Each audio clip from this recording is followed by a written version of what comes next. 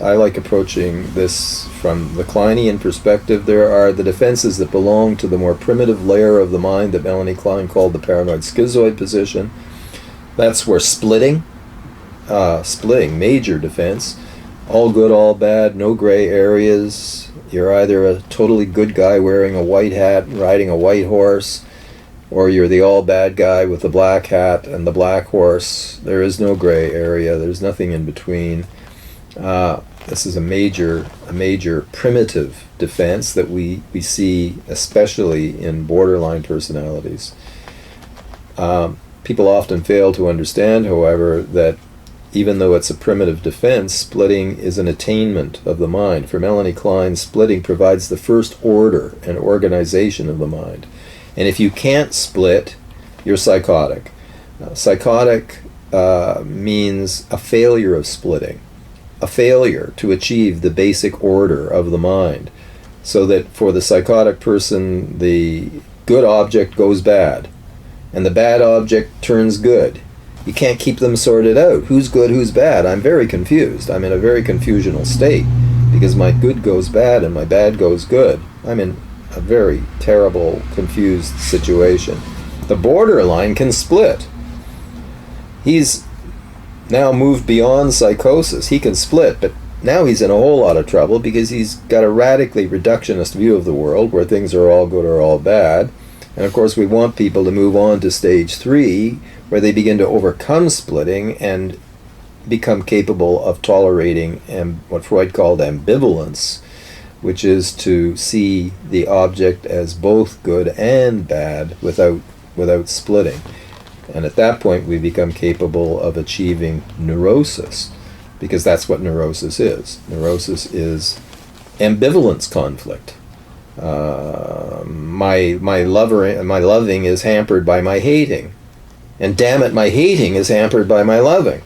So I'm a crazy mixed up kid, and I'm full of contradictions, and I behave in contradictory ways, and that's what neurosis is. But at least my ability to be mixed up that way is a function of the degree to which I've overcome splitting and achieved ambivalence. So we have these very different levels of mental functioning, and psychodiagnosis is crucially involved very much in trying to see where the patient is in terms of these 3 categories: psychosis, borderline, neurosis. Higher level defenses, intellectualization, rationalization, isolation of thoughts. I think of that as compartmentalizing of the mind. The left hand doesn't know what the right hand is doing. Well, we could go on, and there's a lot of good literature these days on George Vaillant. Anyone who wants to read about defense mechanisms should read George Vaillant, Vaillant. He gives the whole list of defenses and the higher order and the lower order defenses. Freud focused predominantly on the Oedipal phase. How are we doing time-wise? We got another 15 minutes for this section? Yeah. Okay, well let me just carry on about Freud's predominantly Oedipal orientation. Actually, if I can borrow this pen, Freud actually did draw a line here in the unconscious. He was aware of 2 lines, or 2 levels, I should say, of the unconscious. This would be the triangular layer, which he likened to the Greco-Roman civilization. So you get that Italian town, and you dig down beneath the modern Italian city, and you find underneath ruins from the Greco-Roman civilization. But if you dig down, there's a whole other city down below that, which reflects not the triad, but the dyad. The dyad, the mother-child duality. Freud said, beneath the Greco-Roman city lies a Minoan Mycenaean city. The Minoan Mycenaean culture worshipped female deities. the Earth Mother, the Earth Goddess. So Freud was aware that there was the existence of this, what he called pre-Oedipal layer. Now, by calling it pre, he reduces it to foreplay before the main event. The main event for Freud is the Oedipus Complex.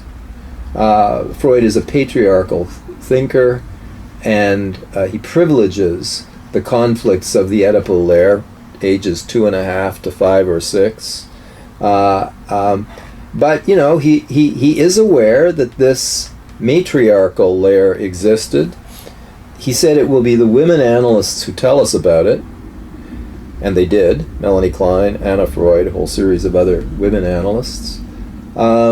He said he was not able to tell us much about it because for him it remained what he called a dark continent.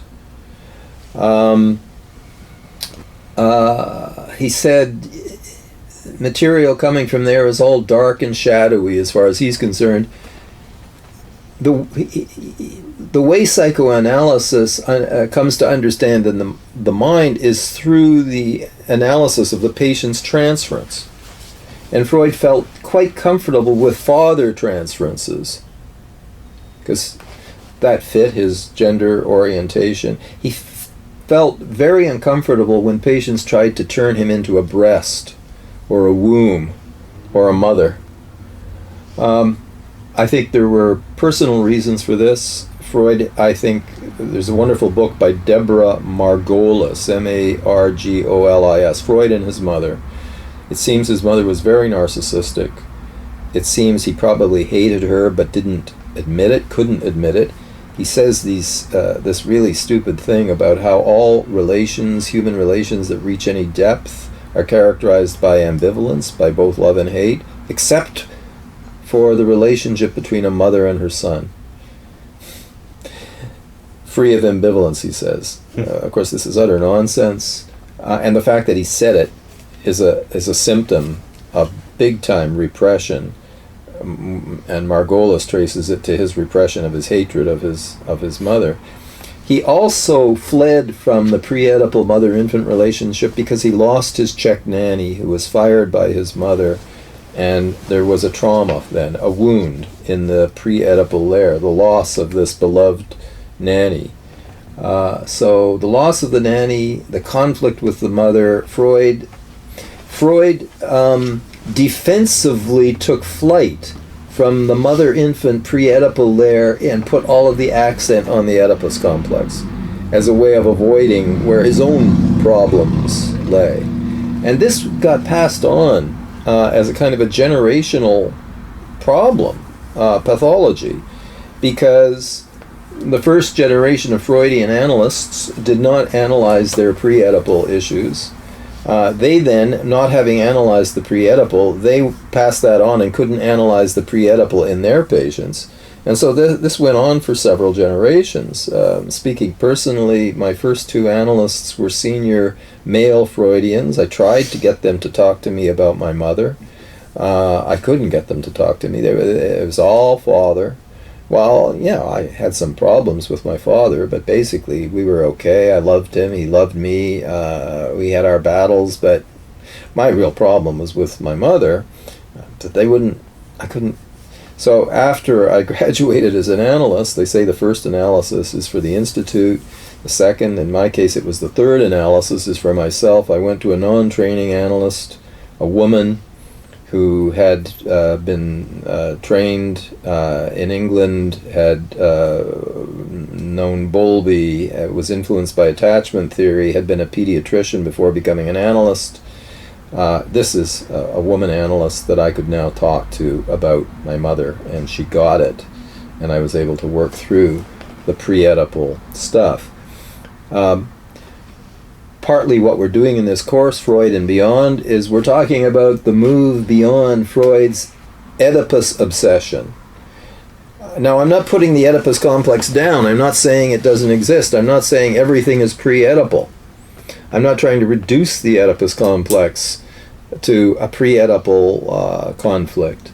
The Oedipus complex is real, and it causes real problems, and everybody has one, and everyone has wounds from it, and it needs to be attended to. But it's not the whole enchilada. There is the important pre-Oedipal issues that post-Freudians like John Bowlby in attachment theory, like Donald Winnicott, who also was a pediatrician before becoming an analyst and knew about mothers and babies, and as we'll see, Ferenczi see, all of these thinkers have moved beyond Freud's Oedipus focus into fleshing out this pre-Oedipal layer that was remained a dark continent for Freud himself. Okay.